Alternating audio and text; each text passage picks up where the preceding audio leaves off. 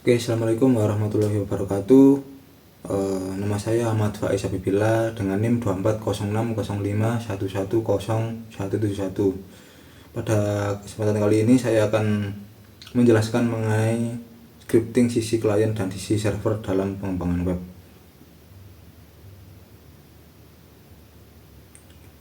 Oke, untuk yang pertama yaitu kita ketahui dulu apa itu scripting dalam aplikasi web. Scripting adalah kumpulan kode yang mengatur perilaku halaman web dan respon terhadap aksi pengguna,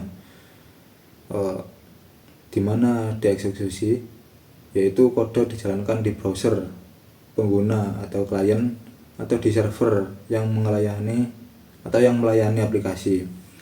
Tujuan utamanya yaitu untuk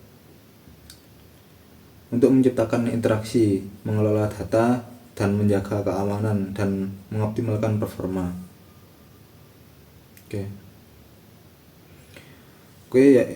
Kita ke pembahasan selanjutnya yaitu client side scripting.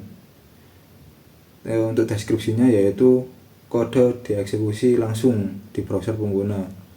Umumnya digunakan untuk membuat antarmuka interaktif tanpa minta respon terhadap server setiap saat. Fungsi utamanya yaitu untuk membuat UI dinamis dan animasi, memvalidasi formulir sebelum pengiriman, memanipulasi DOM atau Domain Object Model, dan pembaruan konten secara lokal.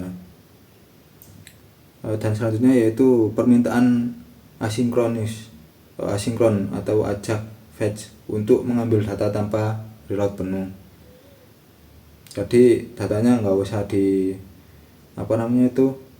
reload penuh gitu. Jadi data yang penting saja yang di reload gitu jadinya. Contoh bahasa yang khusus buat client side itu biasanya pakai JavaScript, HTML, CSS lah sebagai pendukung tampilan. Oke, untuk selanjutnya yaitu server side. Untuk server side yaitu deskripsinya kode dijalankan di server sebelum halaman atau data dikirim ke browser, menangani logika bisnis, penyimpanan, dan keamanan. Biasanya itu buat antar mukanya. Jadi server side itu server side itu bukan di antar muka dari kliennya, dari penggunanya, bukan antar muka dari pengguna websitenya. Jadi ini dari kodenya itu bukan tersembunyi, nggak bakal kelihatan dari sisi kliennya gitu. Itu fungsi utamanya yaitu untuk memproses dan menyimpan data ke database. Yang kedua yaitu autentikasi, autorisasi, dan manajemenisasi. Yang ketiga yaitu validasi dan sanitasi data sensitif. Yang keempat yaitu menyediakan API dan menghasilkan HTML dinamis atau JSON. Contoh bahasa biasanya menggunakan PHP, Python, Ruby, Node.js, dan Java.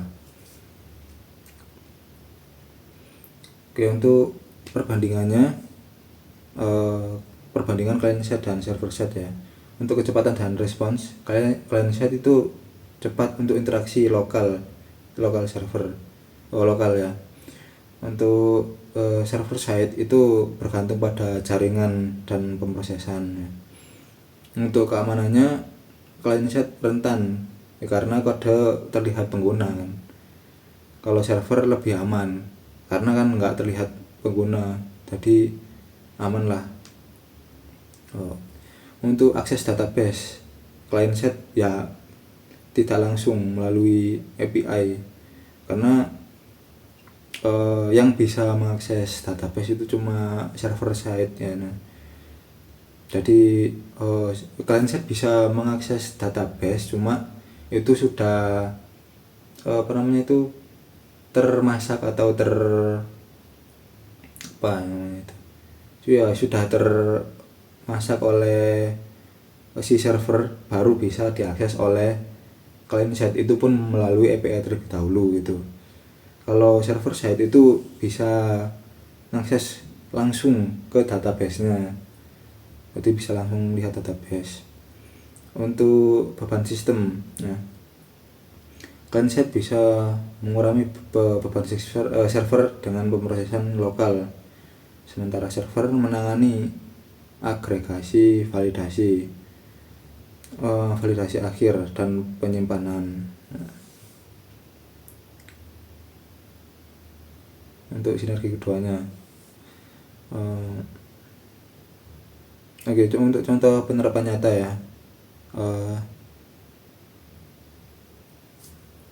sistem login klien menampilkan form, server memverifikasi kredensial, membuat sesi, dan membalikan token. Ini kalau misal untuk sistem login ya, dari server side dari client side itu biasanya memang buat menampilkan. Jadi client side itu membuat tampilannya, jadi letak kolom namanya itu kayak gimana, bentuknya, desainnya itu kayak gimana, itu dari client side. Kalau dari server side itu dia yang memverifikasi username atau password yang dimasukkan itu sudah benar atau belum itu. Jadi kalau misal nanti hasilnya salah misalkan, itu nanti dari server side ngasih hasilnya itu ke client side, apakah hasilnya benar apa salah gitu. Yang kedua yaitu e-commerce. Klien menampilkan katalog, keranjang, dan server mengelola inventaris, pesanan, dan proses pembayaran. Jadi kalau misal di e-commerce itu klien itu bagian kayak membuat desain, nanti si barangnya itu tertatanya kayak gimana, mau nyamping kah atau mau atas ke bawah kah atau gimana nanti. Lalu ya desain-desainnya gitu juga klien yang harus mengurusnya. Untuk yang server itu nanti mengelola inventaris, pesanan, dan proses pembayaran, itu yang ngurus nanti kan server. Terus contoh penerapan yang ketiga yaitu formulir sensitif. Klien melakukan validasi awal, server melakukan validasi akhir, dan situasi sebelum penyimpan. Oke. Yang terakhir yaitu contoh script dari client side dan server side ya. Yang pertama yaitu dari client side. Dapat dilihat dari di situ, ini scriptnya dari JavaScript ya.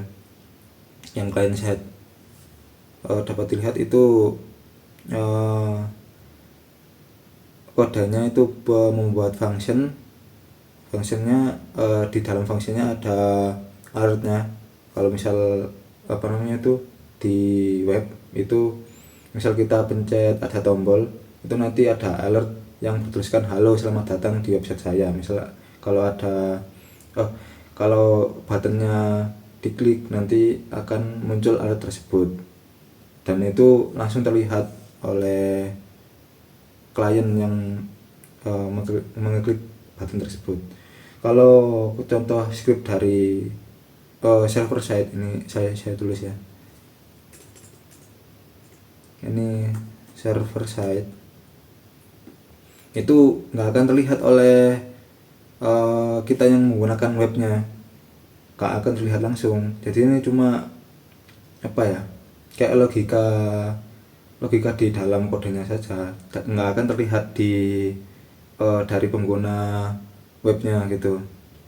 Ini misalkan di dalam itunya kan kita pakai bahasa PHP,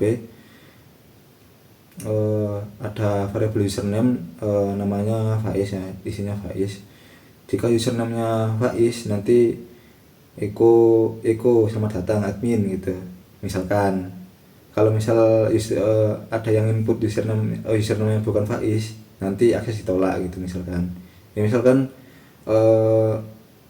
use case-nya kayak gini. Use case-nya itu ada inputan yang namanya username gitu misalkan, terus ada button gitu. Misalkan di inputnya Faiz, nanti yang muncul selamat datang admin. Terus kalau misal diinputnya nama lain atau ketikan lain, nanti yang ikonya atau ngeprintnya nanti akses ditolak. Itu.